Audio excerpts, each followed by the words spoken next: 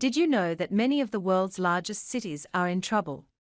Jakarta in Indonesia has the most polluted air. Cape Town in South Africa is running out of drinking water. Athens in Greece has fires in the summer. Florida in the United States has dangerous storms.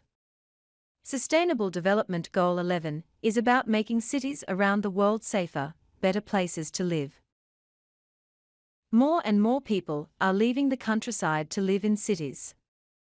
There are many advantages to city life: plenty of jobs, quality schools, public transportation, access to healthcare, etc. But not all cities are good places to live. Too many people living in an area often causes problems like air and water pollution. The plants and animals that once lived in the area disappear. There are many things we can do to make our cities more sustainable. We can plant trees outside our homes and create more parks. We can reduce waste and recycle as much as possible.